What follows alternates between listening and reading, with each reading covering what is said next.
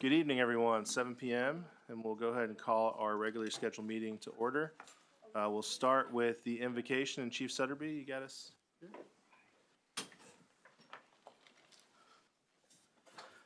All right, will you bow your head and pray with me?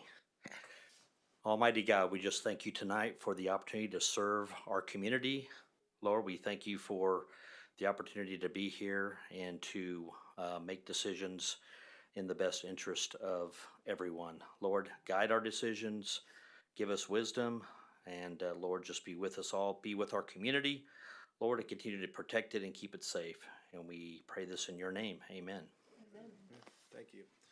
Now we'll all do the Pledge of Allegiance. Pledge allegiance to the flag of the United States of America and to the republic which stands, one nation, under God, indivisible, with liberty and justice for all.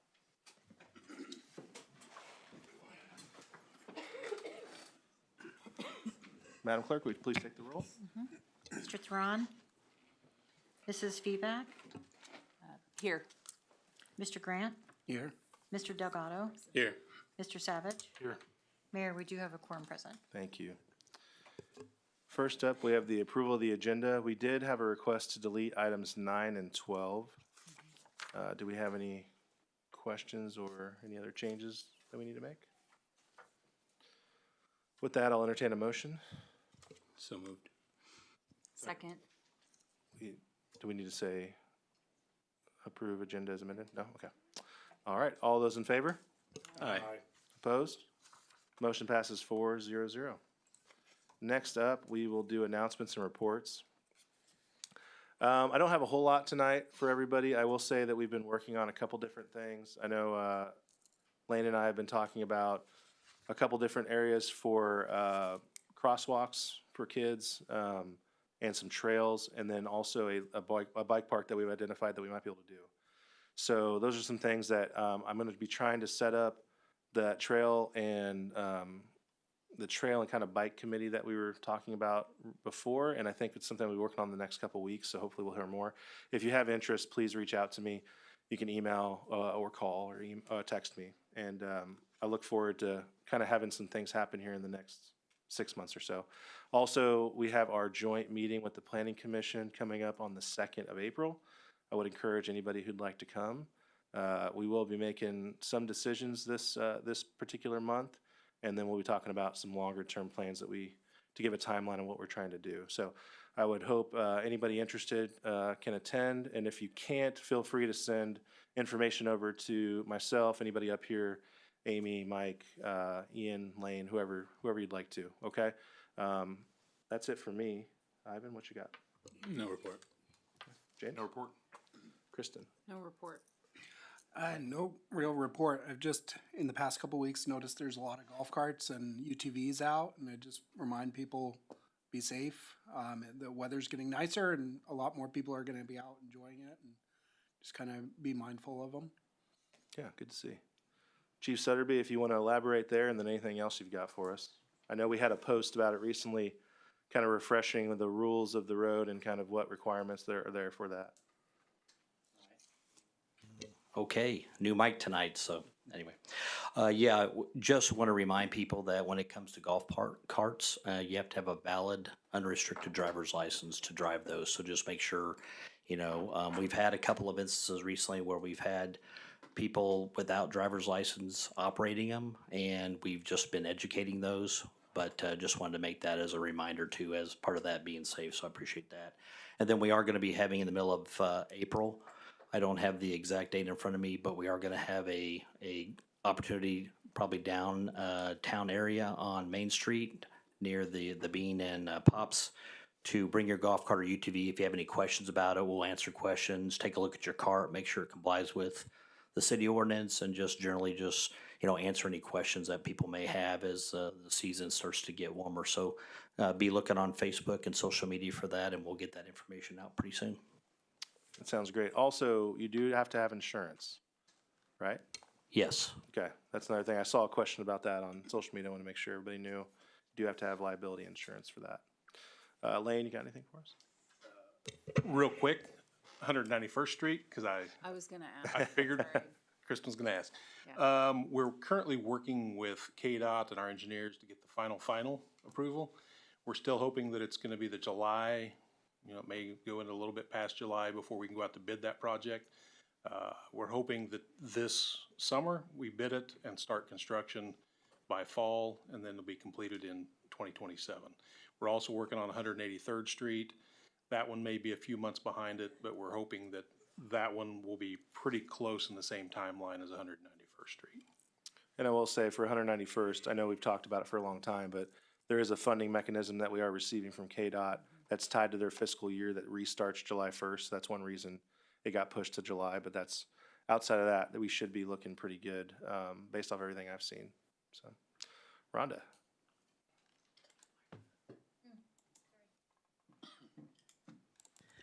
Good evening. Out on social media, I see a lot of people are talking about their first Water One bill that they received.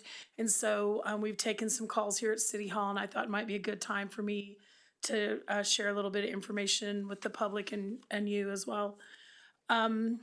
Just a reminder to everybody, when you get your Water One bill, they bill every other month.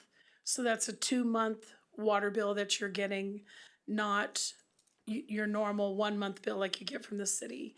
And so be sure to divide your bill in half. So when people look at their like development charge or their monthly fee, it's actually double what you're used to seeing. Doesn't mean you're paying more.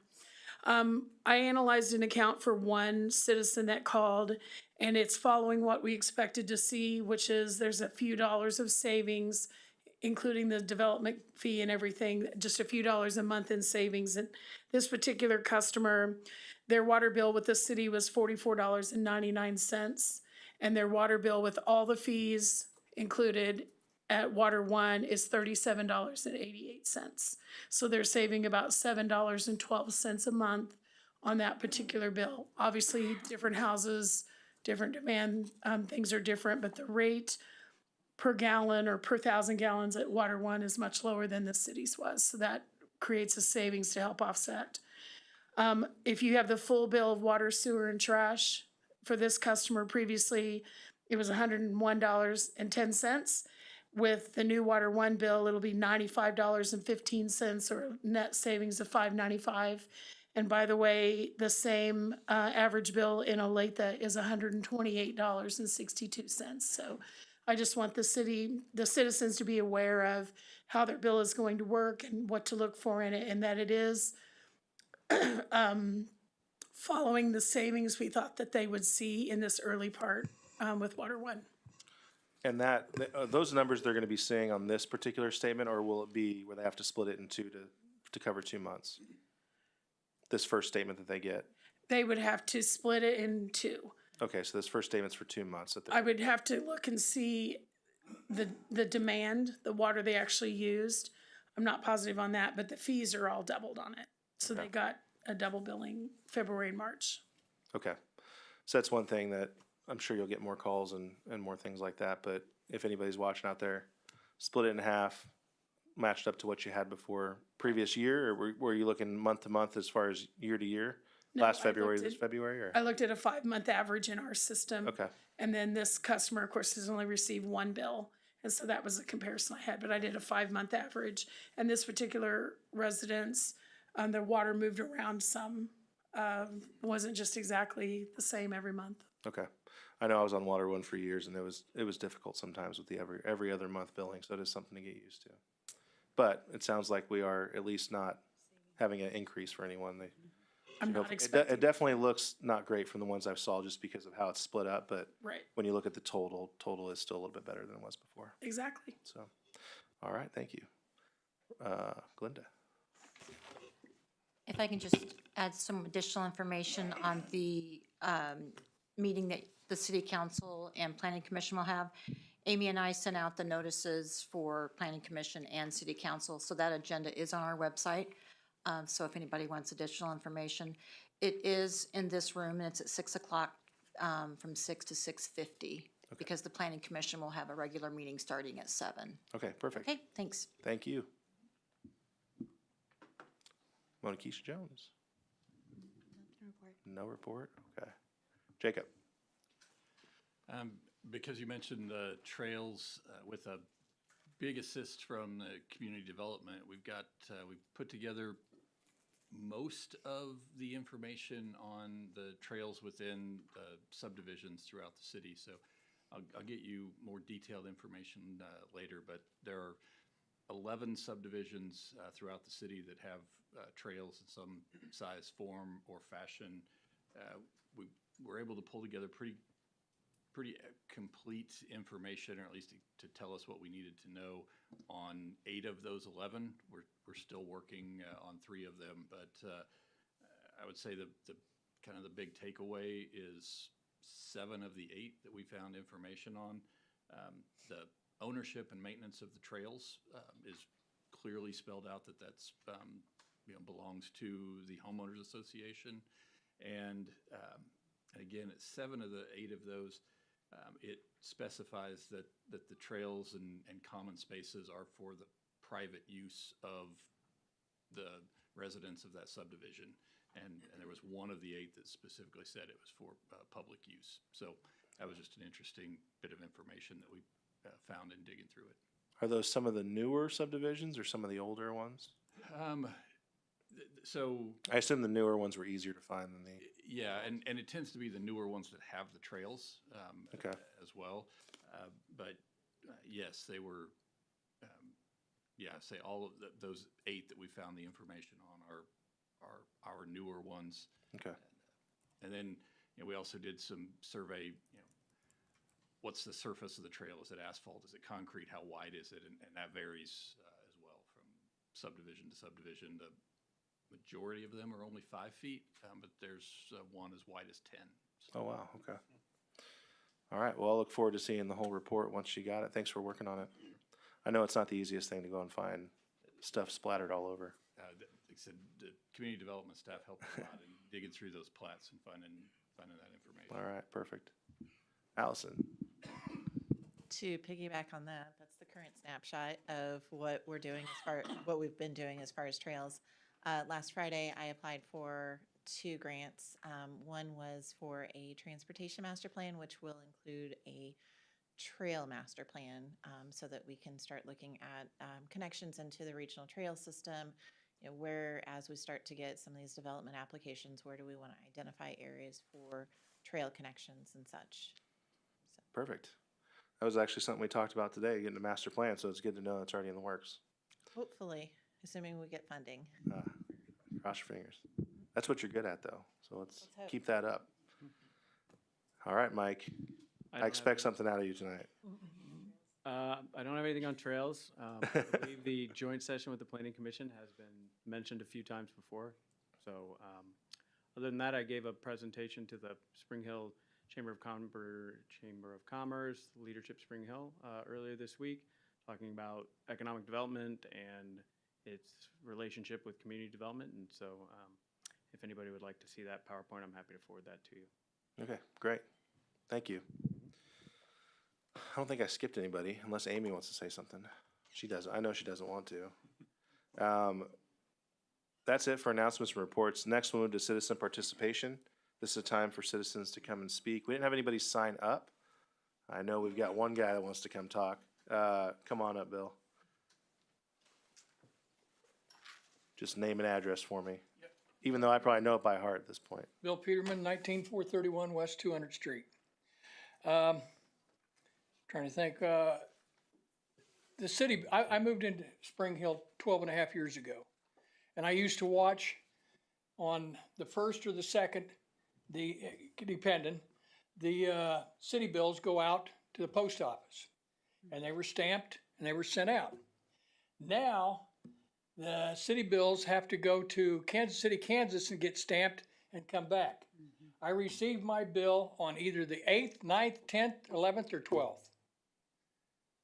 That gives me 2 to 3 days to pay it, which is no big deal. But when you go out of town and you're not here to pay it, you get a $5.05 fee. It doesn't bother me, but it bothers some people that are my age. And I want to speak up for them because we need to change that or figure out how the post office can get those out quicker. Because a lot of people are set on times, and it just doesn't happen. When you get a bill and have to pay at the end of the month or in the middle of the month or whatever, you just, it just needs, we need to do something about it. I'll leave it at Yeah. that. Now, the other thing is, the subdivision to the west of me, Woodland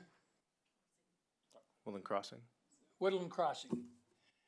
They're building a whole bunch of, putting a whole bunch of new basements in. And the last I heard is we're gonna not let them have a permit until they put a sidewalk in. What are we doing?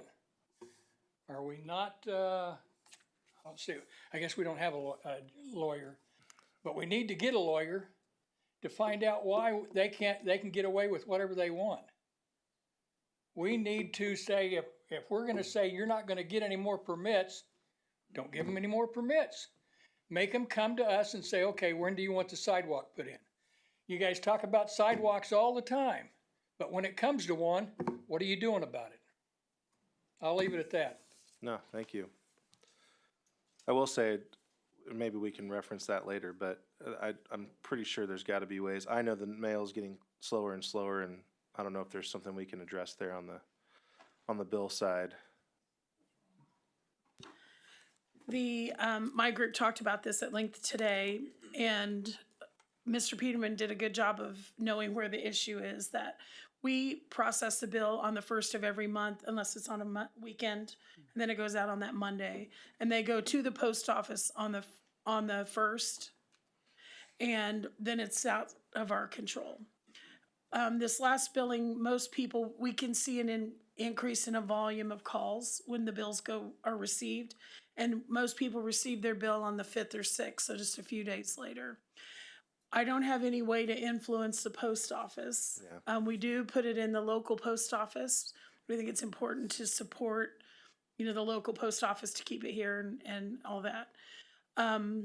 There are other options, a couple of things. People can have their bill emailed to them, and about half of our people do have it emailed to them. They can also, if you're not getting it, we don't move the due date. It's been on the 15th. We now have the opportunity to roll it to Monday if it falls on the weekend, but it's always due on the 15th. And most people really know that, like they're used to, I haven't seen that bill, I need to find it. If they'll call City Hall, we'll certainly print it and give it to them, something like that. And in general, if it's something that got delayed in the mail, we would forgive a penalty or something like that.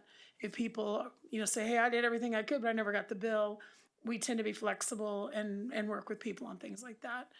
We are also looking at some options with our software and our water partners to look at, can we back it up 2 or 3 days or 4 days? But again, I can back it up, but I hand it over to the Postal Service and then I lose all control.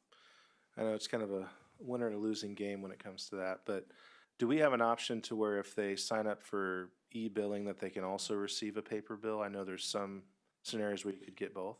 I don't know if we offer that or we can. I think it's one or the other.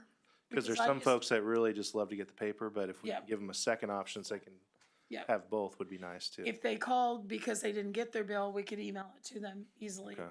I believe it's a one or the other because my team moved me from getting it in email to getting it in the mail, so they know when my bill arrives and they kind of know what's happening in the community. So I think it's a one or the other, but we'd be happy to email it to anyone that would call. We just send it to them.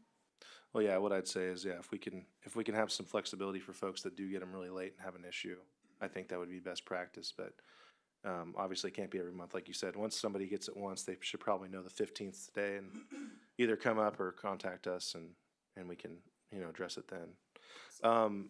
When it comes to sidewalks, Mike, I don't know if you'd be the one to reference that. I know we've had some issues with that neighborhood on some other things, so are we working to make sure that we meet all the requirements that we have for them?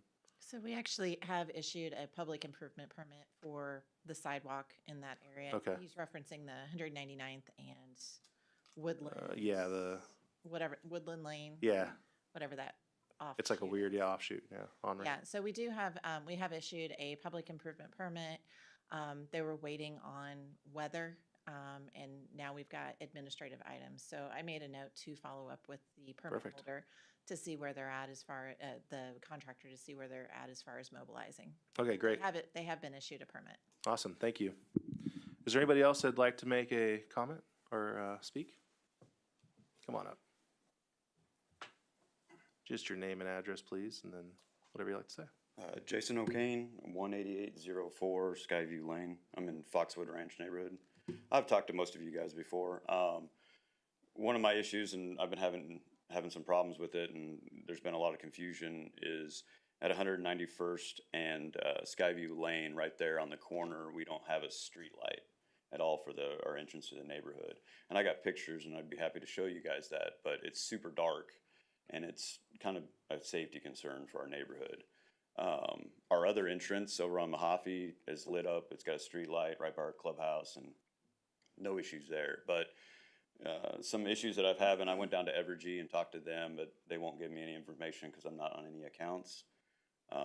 They suggested that we go through our HOA and try to get stuff done. Our HOA doesn't want to do anything, and our management group doesn't want to do anything because they don't want to get billed. We don't want to get billed for the street light.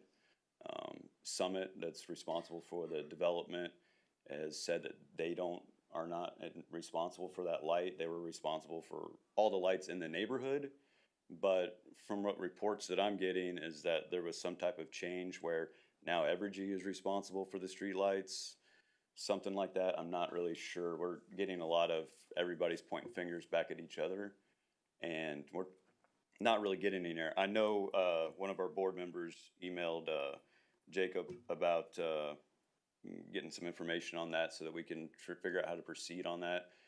Whether the city has to contact Evergy to get a permit or something for the streetlight to be put in. Whether it is Summit's responsibility. I'm sure there's some type of lighting plan for that neighborhood. I'd be surprised if there wasn't. They don't just put streetlights in wherever they feel like they need them. But Evergy wouldn't give me any type of information. I've tried to pull plans from Amy. She doesn't really have anything that she can show me on anything like that. So I don't know if Allison has any information on that or has seen a lighting plan to see if that one was Summit's responsibility or not. But I know it's been a big concern in our neighborhood, and that's really the last, I think, street light that just needs to be put in there. Yeah. We were talking also too about putting a crosswalk in over there to Forest Spring Middle School. That's been a big thing. Mr. Young was telling me about that. They are looking into something. I know you guys have been maybe talking about getting some type of crosswalk in over there. That's a huge safety concern. I don't even let my kids cross that road to go over there, and I know a bunch of other people. So we're, using bus services to get over there right now. But I would hate something bad to happen, and then we start talking about it. It'd be nice to get something done before something does bad happen there. Because 191st is just getting busier and busier and busier. Yeah. I mean, it's the main thoroughbred for that middle school, the elementary school, the high school. People speed up and down there. It's a 45-mile-an-hour street. I know you guys are wanting to do a lot of improvements on that, so it might even get even more traffic. So it'd be nice to have something done on that sooner than later, not years from now, something a little bit sooner than that. But if anybody can give us any information on how we can do the streetlight thing, I'm kind of at a standstill. I don't know who else to talk to because nobody really knows. Yeah. So somebody puts in streetlights, somebody knows how to do it. Who's responsible? Yeah, I think everybody's Yeah. passing the buck. That's what I was saying. We probably don't have an answer tonight, but we'll work on it and we'll get you, Yeah. we'll get some sort of answer Because, about it. Summit, Because I've been over there, it's dark on that. it's super dark, and I totally have pictures if anybody wants to see pictures of it. I mean, it's dark. The only thing lighting up that entrance is landscaping lighting. Yeah. That's it. So, and we have tons of kids in that neighborhood. Yeah. So, yeah, All right. that's all I had. Thank you. Perfect, thanks. And we are working on options for crosswalks and things like that, so that's definitely on our radar. Now that street light will also be on there, so thank you. Anyone else would like to come up and speak? Looks like nobody else. All right, we'll move on. We have a presentation from Chief Sutterby on victim services. Come on up.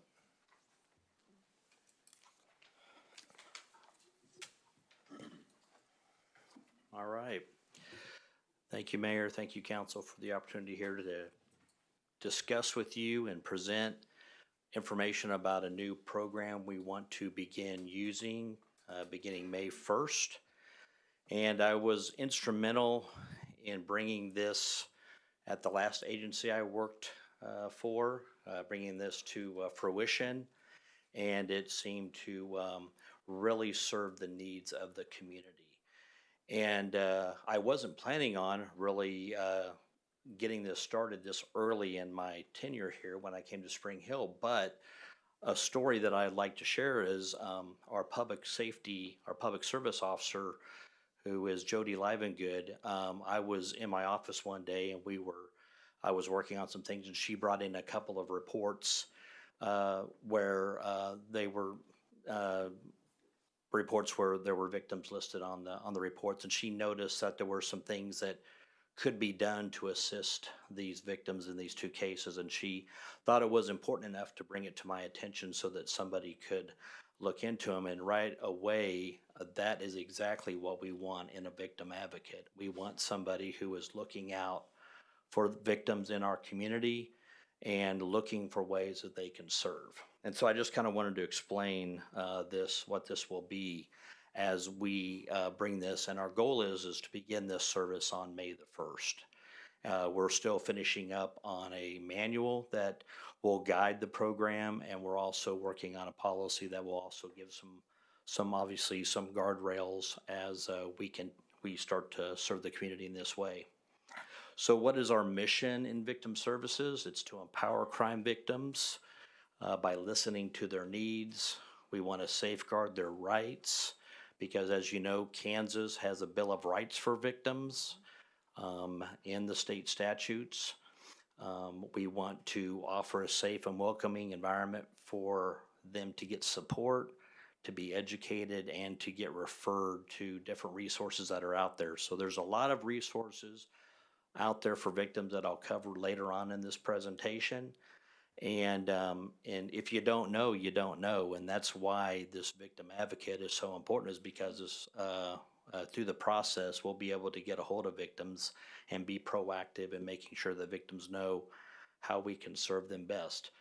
Part of the process in this is making sure that we're trauma informed and that we're victim centered. And that's the whole purpose of creating a victim services program and having a victim advocate, is because through our investigations division, from the officers working the street and taking reports, we want to provide victim-centered care to those people who unfortunately may be suffering one of the worst days or nights of their life. So what does it entail? So there's not many in the county law enforcement-based victim specialist programs. You have Johnson County, the district attorney's office, who has a victim program, but that's for the courts. Currently, Overland Park, Kansas City, Kansas Police Department, I believe Gardner PD kind of has a part-time detective who fills the role of advocate and does victim services. But other than that, we'll probably, if I'm counting right, we'll be the third law enforcement agency to have a victim-based service in this county. So that's quite an opportunity for us to be out in front and being proactive. And as our community grows, we'll already have hopefully this service established as we move forward. This right now, the victim advocate will report to me, but that could change as the department grows and there's more personnel and more command staff. And then the hours of operation will be Monday through Friday. Normally this will happen during regular business hours, but there is times where when crime occurs in the middle of the night and we have a victim, maybe of a sexual assault, maybe it's a homicide, God forbid, but this victim advocate can be called out and come to the scene and be with the victim. And again, add that piece of support as officers are doing their job, interviewing people and trying to get facts. This person can help us help the victim get through this and get us the information that we need so we can do the investigation. Okay, so these are the crimes that we want to concentrate on to begin with. It doesn't mean that we won't expand them as we go on, but all domestic violence crimes, adult and child sexual assault, and you can see the list there. These are mainly violent crime. And we don't have a lot of this, but why we want to start with these is because this will give us a good way of beginning the program and starting it out and getting our feet underneath us. And I believe that we do have domestic violence in our community, and so that will probably be the main focus of the victim advocate, but there's other things that we'll be able to address as we go forward, and we might expand it to property crime once we, again, develop the program a little bit more, understand, tweak it a little bit as we move forward in the coming months. Anytime you have questions, please stop me and ask me. This is an example of a victim interview room for victim services. It's not your traditional interview room. If you've seen TV shows and watched detectives interview people, usually it's cinder block walls with, white paint and maybe a bright light. I don't know. But we try to soften an area where, victims feel comfortable. They feel at ease to be able to share their story. And this is something that we would do in the future. We don't have room to provide this right now. But in the future, this is something that we definitely would do as we look at, the future and what we may need. This would definitely be something that we could use. Again, what are some of the duties of a victim specialist? Really to provide crisis intervention and assistance, safety planning, helping with protection from abuse orders, how to get those, how to get them online, helping a victim walk through that process.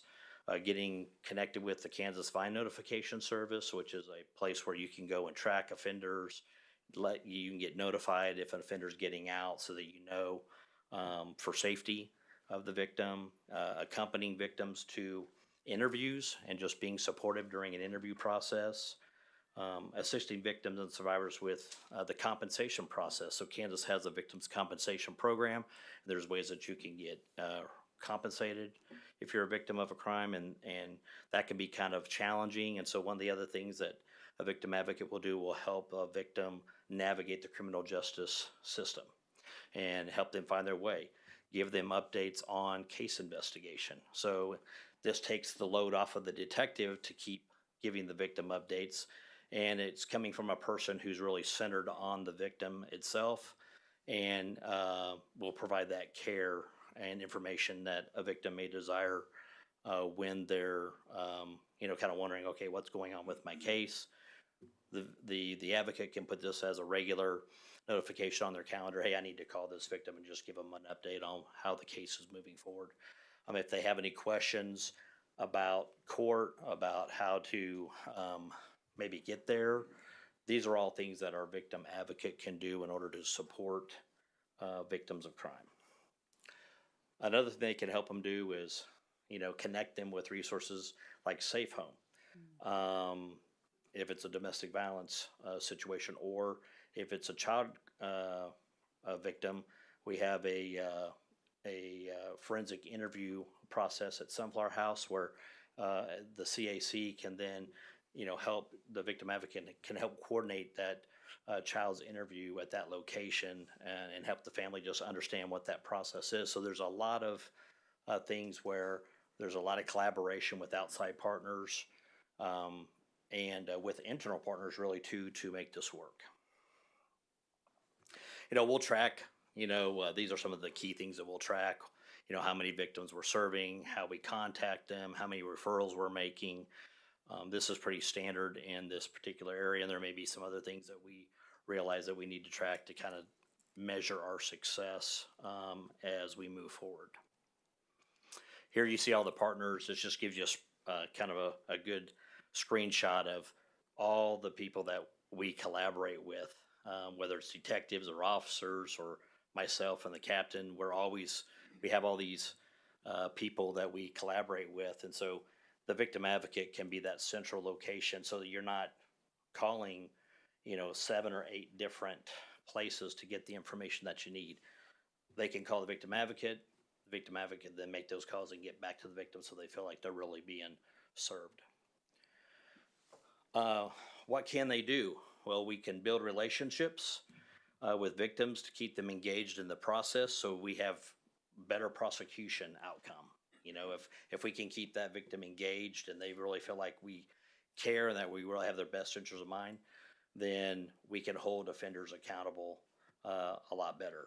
We can provide these resources and navigate them through the system, educate them on the criminal justice process. Again, serve as the main point. What they can't do is they're not investigators. So they don't gather, collect evidence. They don't investigate the crime. They don't provide legal advice. They're strictly there to support the victim. And they don't have privilege. So, you know, they can also be a help because the victim may feel more comfortable confiding in the advocate, and that advocate can then share that information with the detective and be that can help with that process to get that information hopefully flowing. But they don't have privilege, so it's not something that if we're talking to a victim that there's confidentiality there, and we make sure that the victims know that. And this is just a slide that says they're going to be working internally too with officers. Officers can help them. Hey, I need you to contact this person that I had contact last night. We can get them through. She'll be reviewing reports every day, looking for opportunities there to contact victims. So there's a number of ways internally that she'll be able to look and see who she needs to contact and reach out and make those necessary referrals. This just goes you some of the memberships that are open to us as a part of this program. So there's many committees out there that look out for victims, and it would be great if we get our program to a point where we have representative on one of these committees representing the community of Spring Hill and our best interest too in any of these committees. Just to make sure that a lot of these committees discuss best practices in the area of whatever specialty it is when it comes to victim services. Okay, that's pretty much victim services in a nutshell and kind of how we're going to deploy it. If you have any questions, I'll be more than welcome, more than happy to answer any questions. So. I have some questions. So, the victim advocate, is it a qualified mental health professional or it's a law enforcement person? No, it's a law enforcement person. Yeah. Okay. And so who's going to be, because one of your things on here talked about direct mental health counseling services. Yeah. No, So we have. Can't actually provide that. No, So I was trying to no, figure we'll be working with our co-responder program for that. So Okay. we have the Johnson County Mental Health Sure. co-responders, and that's who we'll be partnering with if we have to refer them to something like that. So. And so they'll be on call. This victim advocate will be on call outside of the Monday through Friday hours. Well, I wouldn't say they would be on call, but they'd be available if we need to call them Okay. out to respond to something if we felt like there's a need for support. Okay. Yeah, it almost seems more like a good resource person to get them to where they need, not necessarily the person that's gonna help them per se for all the different things. Is I that just wanted correct? to clarify. Yeah, no, that's good Yeah. questions. Okay. Yeah, That's think of it as a good, yeah. liaison. Yeah, But their job is strictly to advocate for the victim And direct them to resources. and direct them to resources, yeah. Yeah. Yep. That's gonna be good for the officers too, because that's a little bit less work that they have to do to follow up with everybody. Right. So, Well, sometimes, I think our officers do a great job of engagement and the community, and we get compliments all the time, and they're very caring, but sometimes we're police officers and it's just the facts, please. And so it's always good to have somebody has that softer approach, who is really looking at it from a different perspective than the officers. And so you're right.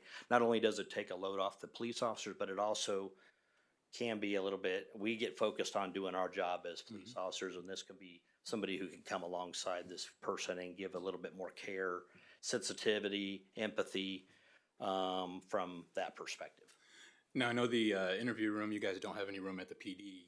Is that something that we could kind of outsource to somebody in the community that maybe they'll be able to provide a room that we could do those soft interview rooms? Yeah, right now we'll have to make do with what we can do. We'll probably use our conference room is probably soft enough that we can do that.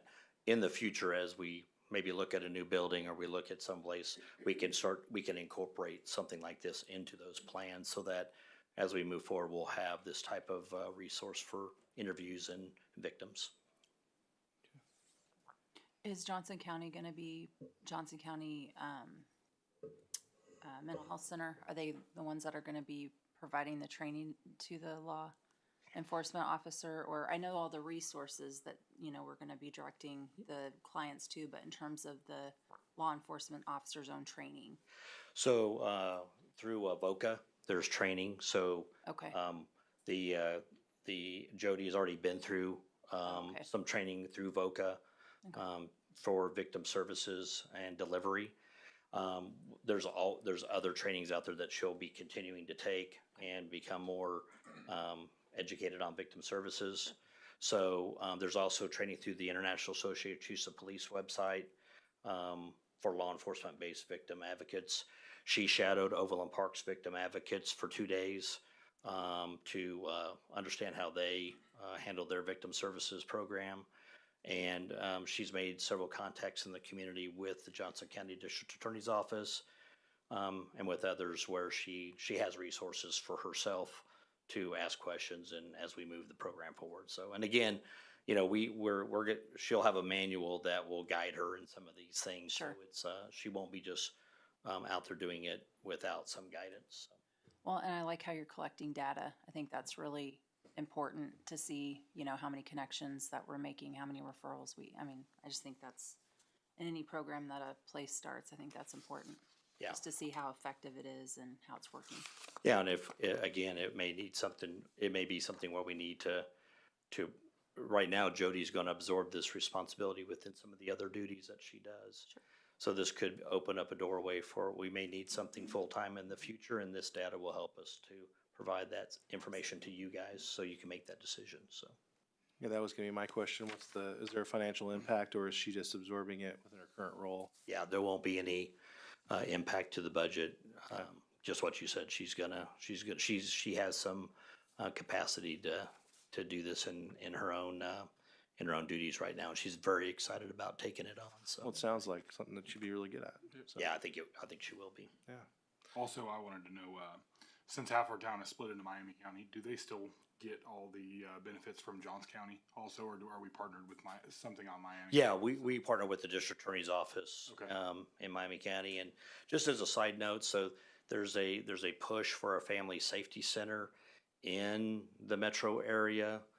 Those plans are still being kind of worked out. What a family safety center would do would bring a lot of resources for victims underneath the same building.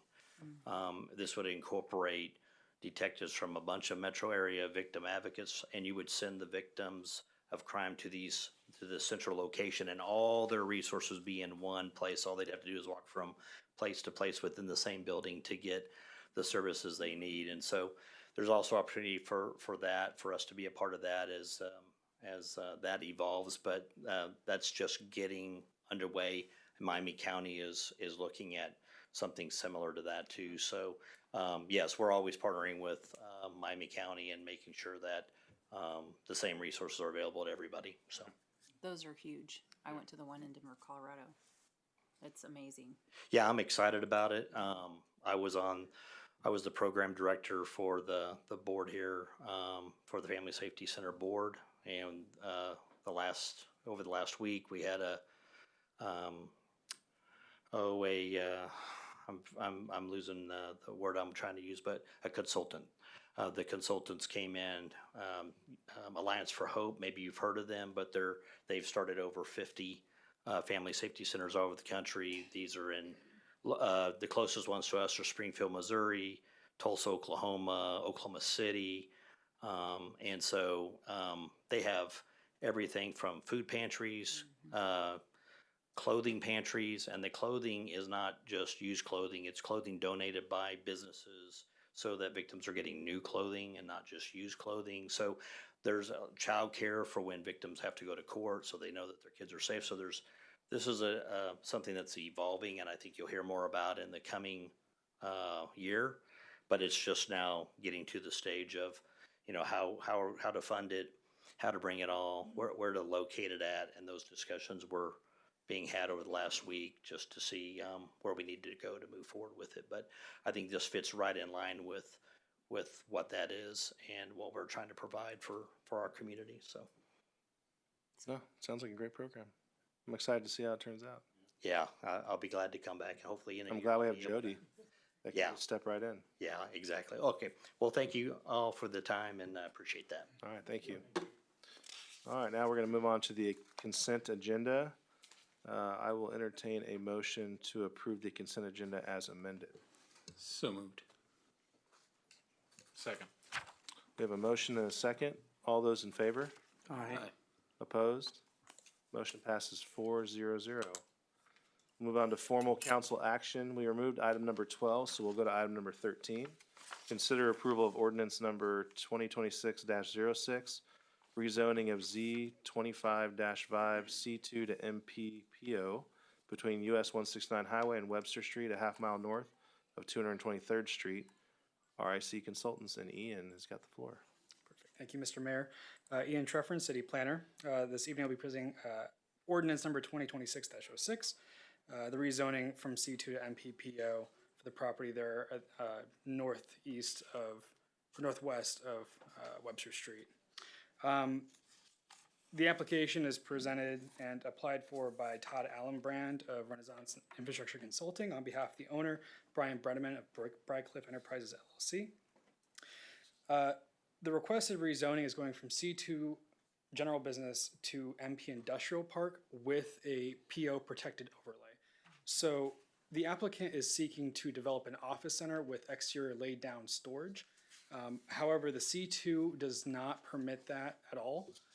So in order to find the nearest zoning designation that does permit exterior storage, we had to go to MP, the industrial park, and then apply an overlay which restricts all the land uses that would typically be found in the MP back to C2, but allowing for the exterior storage. So it's kind of going from C2 to C2 plus. It's just called MP with a PO. Just kind of clarify why it's industrial park. It is, but it's not. If you have any questions, we can clarify that. But surrounding zoning districts include commercial to the south across Webster, as well as multifamily and single family to the north, and single family and undeveloped land to the west and northwest.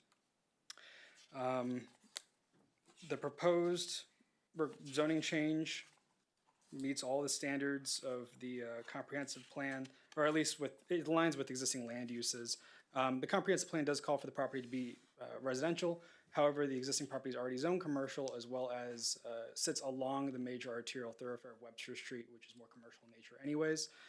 And the existing landscaping and natural features surrounding the property kind of lend itself more towards the commercial side of development rather than residential. So that paired with landscape buffering that we required as part of a site plan application, staff feels comfortable supporting a commercial industrial land use in this property. So yeah, if you have any questions, I will be happy to answer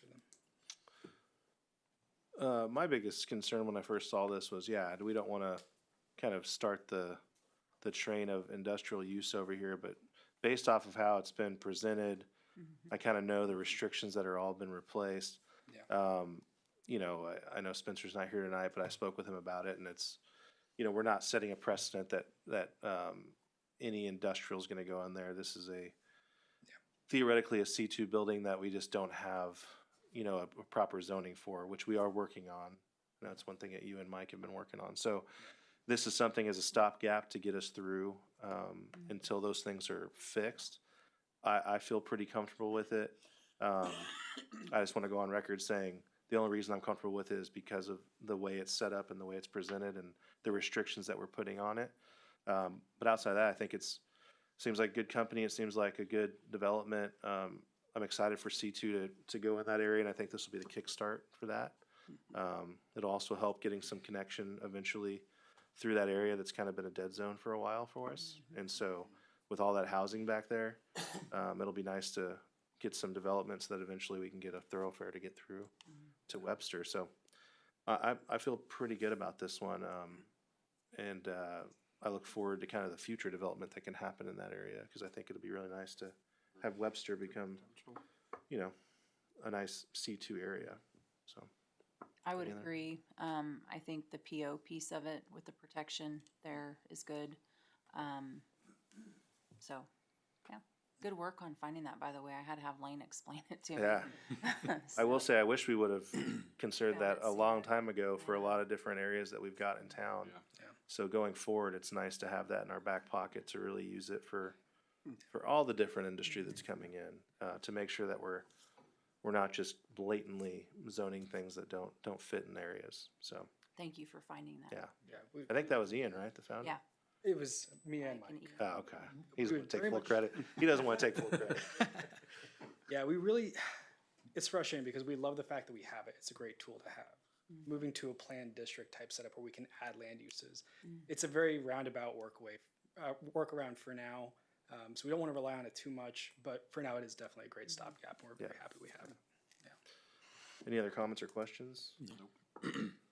And this is just a rezoning, so we're not necessarily talking about the actual use today, but can you explain a little bit how that overlay works and what restrictions we put in? I know it discussed a little bit at planning, but I want to make sure that we all have a firm grasp of that. Yeah, so the restrictions are going to be that the subject property can only be allowed or only used for land uses that are identified in the C2 district as well as the exterior storage. So it's basically just saying take C2 and then add on exterior. Or I guess in this case, take MP, rip out everything that's not C2 and add on exterior storage. So that's really limiting it to really just a C2 C2, plus. So yeah. that's great. I'm glad that we figured that out, because I think this one I was a little nervous about, and I'm glad that we were able to get that kind of figured out. So thank you. Again, I'm happy with it. I think these guys will be a good addition to the city. So, any other questions or comments? If not, I'll entertain a motion. Move to approve ordinance number 2026-06 rezoning application Z-25-5 from C2 to MP with PO protective overlay, west side of Webster Street, approximately half a mile north of 223rd Street. Second. All right, we have a motion and a second. Is this a roll call? Mr. Delgado, Yes. Mr. Savage, Yes. Mrs. Feback, Yes. Mr. Grant, Yes. Mr. Young. Yes. Ordinance 2026-06 passes 500. All right, thank you. Next up, we're number 14, consider approval to continue the Enterprise Fleet Management Program, and Mrs. Dunn. Thank you. Good evening. In 2023, we entered into a master agreement with Enterprise Fleet Management to take over the acquisition and, acquisition of vehicles for the city. And I thought this was a good time. We need to change the signatures on the account to Mayor Young. We have a couple of leases that are coming up, one for a new vehicle we need, one to switch one out. And so we thought this was a good time to give you an update on that program and how it works, so we can move forward and have Mayor Young continue to sign leases and documents as we need to for the program. So I pulled the presentation I did back in 2023 to talk about the justification for why we needed a fleet management program. And I'm pretty happy to say we accomplished the things that were on this list. The city had a fleet that of 27, we'll have 28 when we're done with some of these purchases. Then it was a low priority. There was always something else to spend money on besides replacing work equipment like trucks and cars. We were reactive, not proactive. And so we often bought at a higher price because we need something right now. And so we were spending staff time. At that time, it was a much higher demand market. Staff time spent a lot of time. We'd find a truck we needed, and before we could get it bought, it went somewhere else. And so we really needed to give those activities to the professionals to acquire vehicles for us instead of us doing it as a part of our jobs. The city can buy at government pricing. We weren't always getting that benefit because we were reactive. We can capture the market value between our government pricing and the market for resale. We moved these tasks to the experts. We have a lower cost fleet, we have safer vehicles, and we are planning purchases instead of reacting. And the city still controls the process, which is a good thing. So when we went with Enterprise Fleet, the average age of a vehicle in this city in 2022-23 was a 2007. And this, you can see here the miles and the age that we had at that time. We now average a 2023. We did most of our replacements in 23. So we don't have a lot left that's older than a 23. Now we're buying 26s and things like that. So this has been a huge improvement. Equipment was not reliable, and now we most certainly have reliable equipment. And this, by the way, is light and medium duty vehicles. They don't do big dump trucks and sewer trucks and vac trucks and things like that. So we've replaced most of the vehicles. The average age now is about 3 years old. It's time to start the flip side of this, if you will, which is where you sell a vehicle. We bought at government pricing in the retail market, and that profit, that equity we built in that vehicle, then can be reinvested into our fleet. And so we thought this was a great time to kind of let you know how the program's working. We've built about $50,000 worth of equity in the vehicles we're going to hopefully flip this year. We do analyze it case by case. We don't just wait for Enterprise to tell us, hey, this one's got some value, let's flip it. We look at other factors that go into that, and I'll give you some examples. We have a vehicle that's a staff vehicle, and everybody uses it, checks it out, rents it. It doesn't have a great resale growth in it, and so we didn't flip it when the lease came due. We renewed it for another year, and we're waiting. It will have value probably late this year, and then we'll look at that. We're downsizing some vehicles here and there. We, by the use that we have in those vehicles now, it makes sense to get a smaller vehicle that's about a third less the cost than the one we're replacing. So we just go through the things that we need and figure it out. Enterprise comes to us each year and says, hey, these are the ones that are expiring, let's talk about them. And we make a plan for each vehicle and with each department. Sometimes they need an upgrade, to be really honest. We didn't buy a lot of double cab trucks in our public works group, and they have learned they need some of those. So we're gonna do some upgrades like that. So it's definitely a case by case approach. Most of our police cars, we don't acquire through Enterprise. They end up at dealerships. We end up with an accident. We need, so we make the best deal we can at the time for our needs. So what does that mean? So in our fleet of 28 vehicles, we have 6 that are in the area of expiring leases. Currently, we pay just over $258,000 a year. We acquired about $1 million worth of vehicles in this process, and we pay about $258,000 a year for those vehicles. If we flip those vehicles, take advantage of the $50,000 worth of equity we've built, get our 6 new ones, that's the key, our payment will go down about about $20,000. And so we can upgrade the equipment we need, we can put that equity to work for us and lower our payment at the same time. So we would have a budget savings of about $22,000 starting this year and moving into the next. So we're putting our equity to work. We have an option. We could take cash for that $50,000. That would just get taken into the bank account. We would have a higher resale book value for our vehicles. We wouldn't have as great of equity in the next round of flips. And so I think it's the best thing to put that equity back into the vehicles that we're getting and move forward and build more equity and flip again and help it. The whole point is to put your equity to work and lower your cost. And that's what we're doing. Can I answer any questions? What is it you're actually asking then? Is that if you can do the switch of the 6 vehicles, or what is it you're? I would like you to approve the continuance of this program. We're not signing a new contract or anything like that. The mayor will need to sign leases. I actually have 2 for him tonight, if you approve this, so that we can, I didn't feel it was fair to say, hey, Mayor, this other council signed this, so please keep signing these leases. we felt it was a good thing, so we would like you to approve the continuance of this program. I remember when you presented this in '23. Yeah. So. Yeah, it's been a good program. Yeah. As long as you're stay in control of it.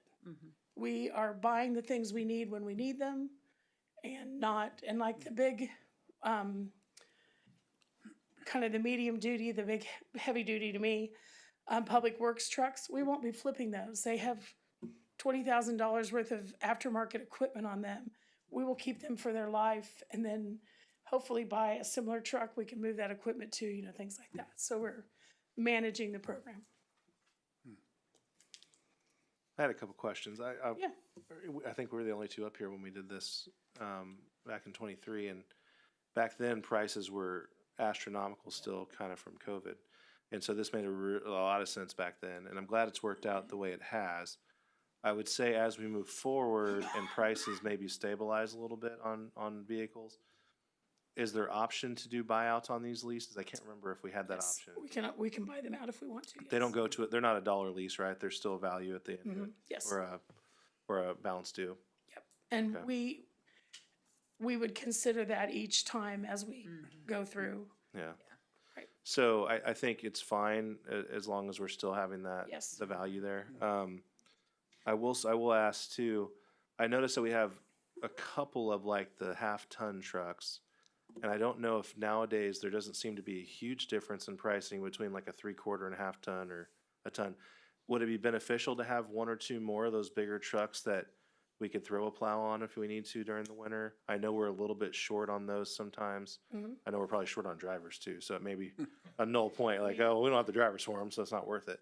But I know the pricing isn't a huge difference, at least I'm looking at trucks right now, and they're about the same when you look at an F-150 and an F-250, so. We do look at it by the job, and Jacob has a couple of trucks, actually the one he's even driving, are up for this renewal, and then they look at their needs then, and they definitely have some need a heavier truck or two in the public works group. And so again, we do it case by case to say, is this making sense? And I'll give you another, we have a new engineering inspector. So we want a similar vehicle to the one that the other inspector has. That's actually cheaper than the vehicle we just bought for the other inspector last year. And so we're definitely seeing the advantage of the prices coming down. And we get, you know, similar trucks and save a couple $100 a month on them. Yeah. And the other thing is, I know we got a couple of the hybrid versions for the police. Is that something we look at for these vehicles too? I know with gas prices looking like they're gonna keep increasing, what options do we have there? We do discuss that at the time, depending on the vehicle and its needs, yes. Okay. Last thing, what was I gonna say? Fluttered away as quickly as I said that. But, I mean, overall, I think this is a pretty good program. Oh, really just reiterating, we do get all these vehicles at the government rate, and then we get to sell them at the retail or the Yes. current market value rate. So we kind of buy with built-in equity, which is really nice for us. Yes. That's why you see the new ones. That's why everybody used to always get mad at the school district and like, well, they get them for so cheap. That's why they buy.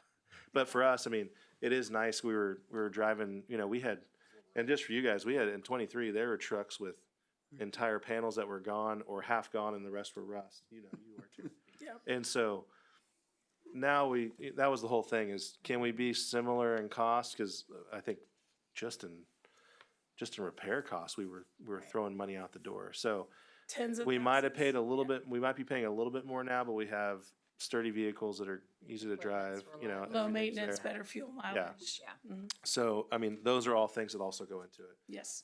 Sometimes the cost is a little bit shocking when you look at it, especially when we look at it and say, oh my gosh, you know, that's a lot of money for payments on vehicles when a lot of us think about vehicles as single purchase and we don't do payments. So that's one reason I am okay with this type of program personally, but.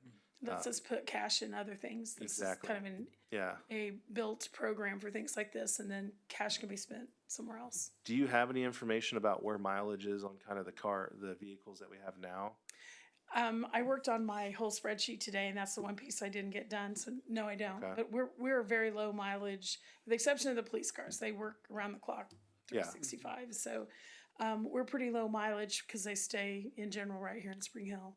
And we have the flexibility within this program if there is a heck of a deal that we can purchase out that we can just go ahead and do that. We don't have to flip that vehicle. When it comes due or at any time? Typically when it comes due. Typically when it comes due, but we can always go back and say, hey, this truck doesn't work for us, or this car doesn't work for us. Where are we, how do we, you know, or, How much longer? yeah. Or this we didn't really use needs this truck and something it's only got 2,000 miles and it's worth way more. Why don't we just keep it type thing? Right. We do that too, where we've kept some of these. And another side, we looked at we bought a police car recently that was a little bit older, but had really low miles. We had a pickup that we were gonna get that was the demo model in the dealership. And, you know, we look at whatever is the best deal, not just this program. So. I'm okay with it. Yeah. Any other questions or comments? Yeah, I think this one's worked out a little bit better than I even anticipated, because I was a little nervous about it, but I knew we kind of needed to do it, so. Good. Thanks, Rhonda. You're welcome. Thanks. guys. What's nice is, yeah, so when we go to sell them, we don't do anything, right? Because we used to have to put these on Purple. a website and manage it ourselves and all that kind of stuff, and now it's Enterprise takes over and we don't have to deal Right. with it. And there's not a huge fee changing for them. They kind of take a little piece off every, $100. yeah, every transaction, right? Yep. Okay. All right. Great. Let's see here. I do have a motion here. I was gonna You also say- kind of have buy-in together either way. Yeah, We're not approving an agreement or anything like that. just a, yeah. That way entertain a you motion have their to- authority to keep To signing. continue leases. this program. I move to continue the lease program with Enterprise Fleet Management and authorize the mayor to sign the documents as needed. Second. All right, a motion and a second. All those in favor? Aye. Aye. Opposed? Motion passes 4-0-0. Thank you. All right, that is it for our formal council action. We'll now move to executive session. I don't think, does anybody need a break before that? Lane wants one? Sure. Why don't you add a little 5-minute break? We're still doing 15 minutes on this one? Okay. I move the city council recess into executive session for 15 minutes to, 20 minutes for a preliminary discussion on the acquisition of real property pursuant to KSA 75-4319B6 of the Kansas Open Meetings Act. The open meeting will resume in city council chambers at 8:28. No formal action is anticipated following the session. People to be in attendance are the following: Lane Massey, City Administrator; Mike Malone, Community Development Director. Sorry. Do we have a second? Oh, second. Motion and a second. All those in favor? Aye. Aye. All opposed? Motion passes 4-0-0. We'll see you back at 8:28.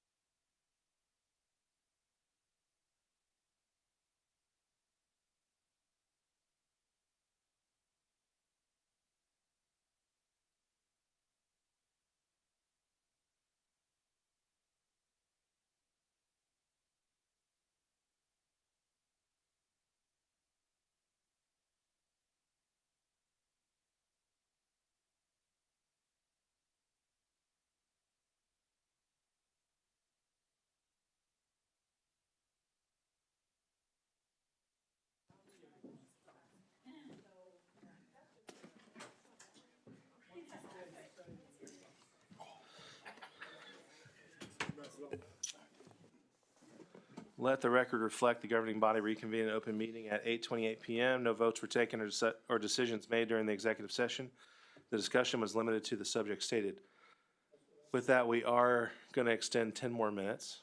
So do we need a motion just to extend? Okay, I move to extend executive session for 10 more minutes. 39. Oh, to end at the 2039. Second. All those in favor? Aye. Opposed? 400. Thank you. We'll be right back.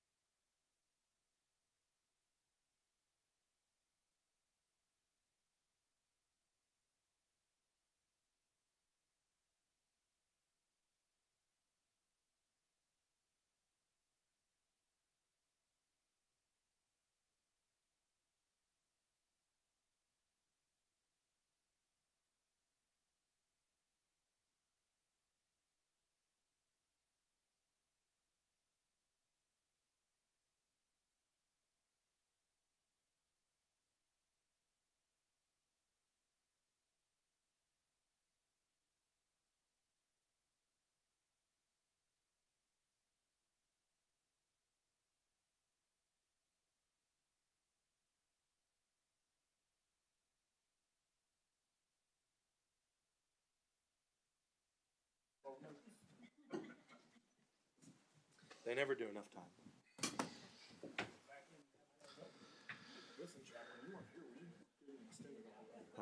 It wasn't me, it was Ivan. It wasn't me.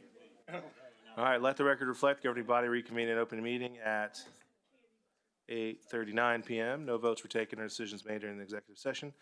Discussion was limited to the subject stated. With that, I will entertain a motion to adjourn. So moved. Second. Motion and a second. All those in favor? Aye. Opposed? 4-0. We are adjourned. Thank you.